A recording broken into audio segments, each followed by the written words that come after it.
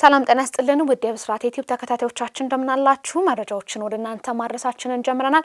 አይደንሽ መልስ ከመላው የስቱዲዮ ባለሙያዎች ጋር አብራችሁ ቆይታ የማደርግ ይሆናል። ቀዳሚ የምናደርገው የሀገር ውስጥ መረጃን ነው። ጾታን መሰረት ያደረገ ጥቃት በሴት ጋዜጠኞች ወደ ሚዲያው እንዳይገቡና እንዳይቆዩ ማነቆ ሆኗል ተባለ። በኢትዮጵያ ጋዜጠኞች በሚገጥሟቸው እንቅፋቶች ዙሪያ በቅርቡ በሁለት ተቋማት በተደረገ ጥናት ጾታን መሰረት ያደረገ ጥቃት ከእንቅፋቶቹ መካከል ጎልቶ መውጣቱ ተገልጿል። ሴት ጋዜጠኞች ወደ ሙያው እንዳይገቡ ገብተው በሙያው ውስጥ እንዳይቆዩ ያደረጋቸው ካሉ ነገሮች ውስጥ ቀዳሚውን ስፍራ የሚይዘው ጾታን መሰረት ያደረገ ጥቃት መሆኑን የኢትዮጵያ መገናኛ ብዙሃን ባለሙያ ሴቶች ማህበር ስራ አስፈጻሚ መሰረት ከበደ ከብስራት ሬዲዮ ጋር በነበራቸው ቆይታ ገልጿል።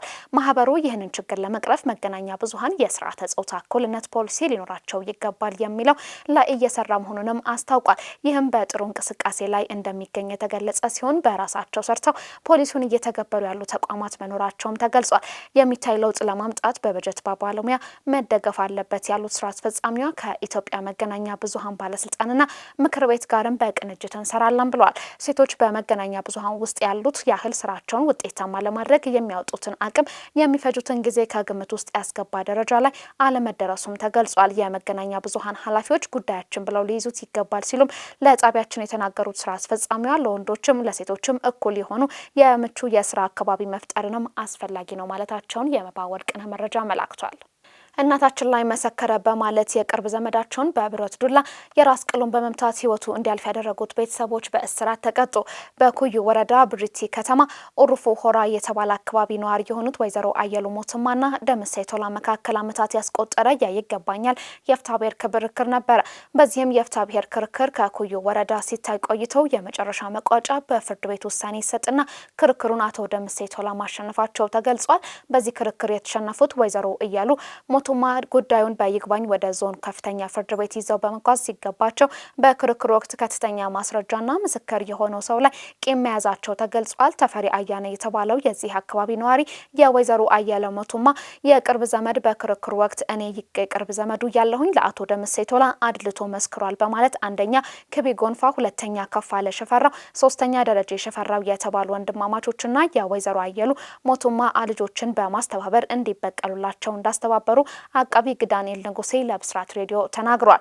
ሰኔ 19 ቀን 2017 ዓ.ም ምሽት ላይ የወይዘሮ አየሉ የስጋ ዘመድና ሁለት ልጆቻቸው በእናታችን ላይ መሰከረ ያሉትን ተፈሪ አያና የተባለውን ግለሰብ መንገድ ላይ ጠብቀው በያዙት ብረት ዱላ የራስ ቅሉን በመምታት ጉዳት አድርሰውበታል። በራስ ቅሉ ላይም ከፍተኛ ጉዳት የደረሰበት ተጎጂ በአካባቢው ሰዎች እርዳታ ከወደቀበት አንስተው ወደ ብሪቲ ከተማ ጤና ጣቢያ ቢወስዱትም ከፍተኛ የደም መፍሰስ ስለገጠመው በሕክምና ላይ እያለ ህይወቱ አልፏል። ይህንኑ ተከትሎ ፖሊስ ባደረገው ሰፊ ምርመራና የማጣራት ስራ ሟች ምስክር ሆኖ ትክክለኛውን የምስክር ቃል መስጠቱ ያናደዳቸው ዘመዳሞች ድርጊቱን እንደፈጸሙበት በማስረጃ ያረጋግጥና ሶስቱንም የድርጊት ፈጻሚዎች በቁጥጥር ስር አውሏቸዋል። የምርመራ መዝገቡን በብሪቲ ከተማ ጤና ጣቢያ ከተገኘ የህክምና ማስረጃና በተከሳሾች የእምነት ቃል ጋር በማጠናከር አጠናቆም ለአቃቢ ህግ ይልካል።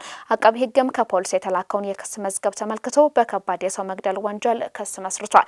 በአቃቢ ህግ የተመሰረተውን ክስ ሲከታተል የቆየው የሰሜን ሸዋ ዞን ከፍተኛ ፍርድ ቤት ጥር 25 ቀን 2018 ዓ.ም በዋለው ችሎት ሶስቱም ተከሳሾችን ጥፋተኛ በመባላቸው እያንዳንዳቸው በ19 ዓመት እስራት እንዲቀጡ የወሰነባቸው መሆኑን አቃቢ ህግ ዳንኤል ንጉሴ ጨምረው ለብስራት ሬዲዮ ተናግረዋል። ዘገባው የሰማሃር አለባቸው ነው። ዜና እረፍት። የኢቢኤስ ቴሌቪዥን መስራችና ዋና ስራ አስፈጻሚ የነበሩት አቶ አማን ፍስሐ ጽዮን ከዚህ ዓለም በሞት ተለዩ። አቶ አማን ባደረባቸው ህመም በሕክምና ሲረዱ ቆይተው ዛሬ የካቲት 4 ቀን 2018 ዓ.ም ከዚህ ዓለም በሞት ተለይቷል። ጠቅላይ ሚኒስትር ዶክተር አብይ አህመድ በኢቢኤስ ቴሌቪዥን መስራችና ዋና ስራ አስፈጻሚ አቶ አማን ፍስሐ ጽዮን ህልፈት የተሰማቸውን ሀዘንም ገልጸዋል። ጠቅላይ ሚኒስትሩ በሀዘን መግለጫ መልእክታቸው አማን ለኢትዮጵያ የግል ሚዲያ እድገት ወሳኝ ሚና ከነበራቸው አንዱ መሆናቸውንና ኢትዮጵያ አስቸጋሪ ሁኔታዎች ውስጥ ባለፈችበት ጊዜ ሁሉ የሚጠበቅበትን ማድረጋቸውንም ገልጸዋል።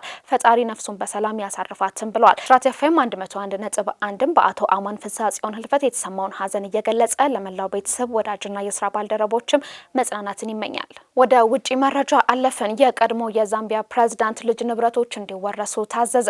የዛምቢያ ከፍተኛ ፍርድ ቤት $1.3 ሚሊዮን ዋጋ ያላቸውን የቀድሞ የዛምቢያ ፕሬዝዳንት ኤድጋር ሉንጉ ወንድ ልጅ ዳልቲሱ ሉንጉ ንብረቶች እንዲወረሱ አዘዘ። የንብረቱ ውርሱም 79 ተሽከርካሪዎች እንዲሁም የገበያ ማዕከል፣ የነዳጅ ማደያ፣ ዘመናዊ የመኖሪያ አፓርትመንቶችና መኖሪያ ቤትን ጨምሮ በሉሳካ ከተማ የሚገኙ 23 መሬቶችና ሪል ስቴቶችንም የሚያካትት ነው።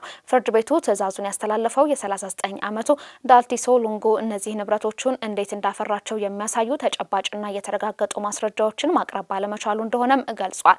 ዛምቢያን ከአውሮፓውያኑ 2015 ጀምሮ ለ6 ዓመታት የመሩት ኤድጋር ሉንጉ ባለፈው ዓመት በደቡብ አፍሪካ ህይወታቸው ያለፈ ሲሆን በቤተሰባቸውና አሁን ባለው መንግስት መካከል በተፈጠረው ውዝግብ እስካሁን አልተቀበሩም። በልጃቸው ላይ የተላለፈው ውሳኔ የተሰማውንም በሉንጉና በ21 ምርጫ በአብላጫ ድምጽ ባሸነፋቸው ተተኪያቸው ፕሬዝዳንት ሀኬንዴ ሂችሌማ መካከል የተፈጠረ ረጅም ጊዜ ውዝግብን ተከትሎ ነው። የሂችሌማ መንግስት የሉንጉ አስከሬን ወደ ሀገራቸው ተመልሶ በመንግስታዊ ስርዓት በሙሉ ክብር እንዲቀበሩም ይፈልጋል።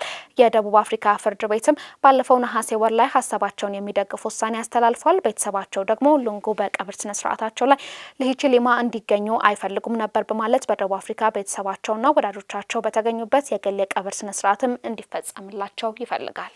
የኮሎምቢያው ፕሬዝዳንት ፔትሮ ከግድያ ሴራ ማምለጣቸው ተነገረ። የኮሎምቢያ ፕሬዝዳንት ጉስታቮ ፔትሮ ሴት ልጆቻቸውን ይዘው በሄሊኮፕተር ሲጓዙ ከነበረበት የግድያ ሙከራ ማምለጣቸውን የተናገሩ ሲሆን ለወራት በአደንዛዥ እጽ አዘዋዋሪዎች ኢላማ ተደርገው ሲፈለጉም ቆይቷል።